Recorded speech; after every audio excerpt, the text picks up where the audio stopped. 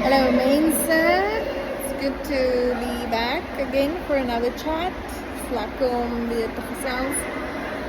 Soos julle kan hoor, sit ek by 'n swembad. En ja, maar in elk geval, anyway, so today I want to chat about preschool and kindergarten here. So before your child goes to preschool, if you have to work and you don't have anyone for your child to stay with, then your child can go to daycare. Obviously, that is where you're going to pay. Daycare is pretty expensive here in the USA, but they do take really good care of the kids and provide for their needs. Then you have pre-K or preschool. That's from the ages of 2 to 5 years old. Sometimes you pay for preschool, other times you don't. If it's a private school that they're going to, then yes, you're going to pay between $4,000 to $13,000 per year if it's a private school. If it's a public school, you will probably not pay any school fees, because public schools in the USA are considered non-profit organizations, so you do not pay school fees here in the USA. But if it's a private school, yes, you will pay. So pre-K or preschool usually goes from the ages of 2 to 5 years, where the kids learn to socialize, they learn to love learning, they learn to enjoy school, they learn to make friends, their social skills and things. Very, very lightly on math and language and those kinds of things. And then the kids go to kindergarten or kleuterschool, which would be grade R in what we know, at the age of 5. So at the age of 5, the kids here go to kindergarten, and that's where they learn basic math, language, reading, writing. It's a foundational year for the kids, so it's their first foundational year of school. And by the time they get to first grade, usually they can already write their names or read some words, and maybe even one or two or three word sentences. So the kindergarten year is a pretty important year for kids here, but also you do have a choice whether or not you want to send them to school here or if you want to homeschool them. You just need to look at what the law requires of you if you're homeschooling in your state. So always look at what the law says regarding homeschooling. Every state has their own law regarding it, so make sure you do your homework.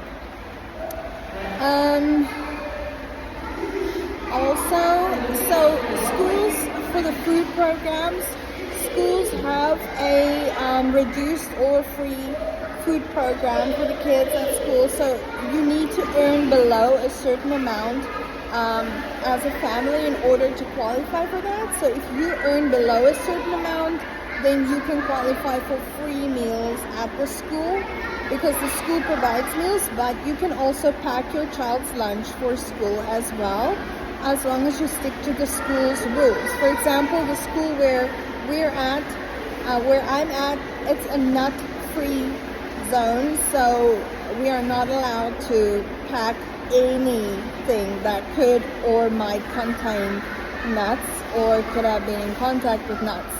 So that is really difficult to pack lunches in, but I work around it and figured out stuff that my kids enjoy that don't have nuts in.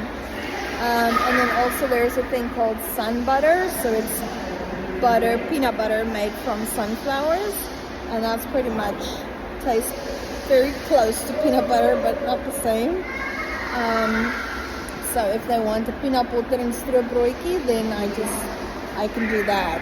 Then they don't have peanut butter, they have sun butter. Okay, anyway, nevertheless, long story short, also, there are also other programs available at the schools, like ELA programs, English Language Assistant. I think it's English Language Assistance Program. So that's usually for kids who are speaking English as a second language, and like our Afrikaans kids. And the thing is, with us Afrikaners, our kids already have a really good English foundation, because South Africa has English as a subject in the schools. And our children watch English programs. I mean, how many Afrikaanse stories are there in South Africa? How many Afrikaanse child programs are there on TV in South Africa? Just about zero.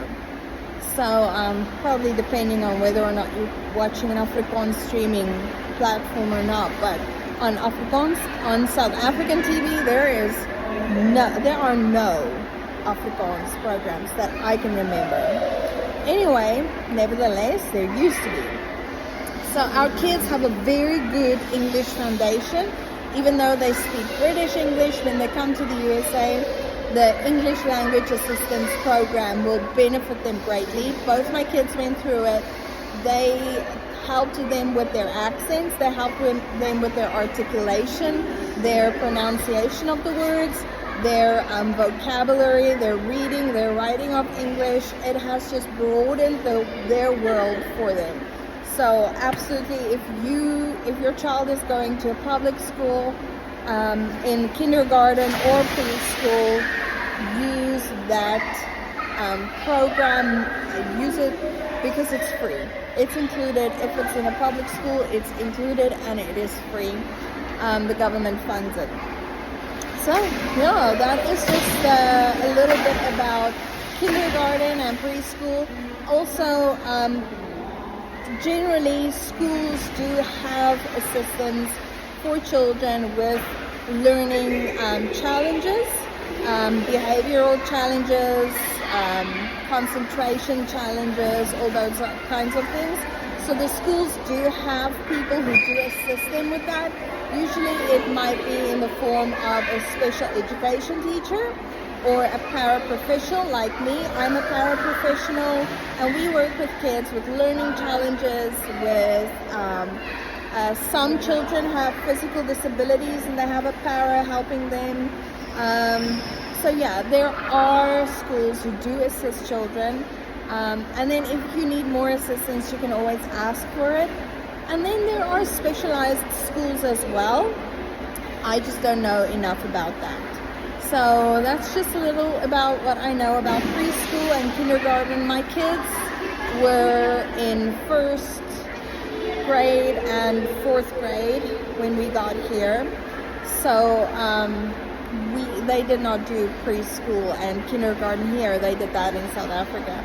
So, but anyway, that is just a little bit about pre-K and kindergarten if you have small kids. Talk to you soon.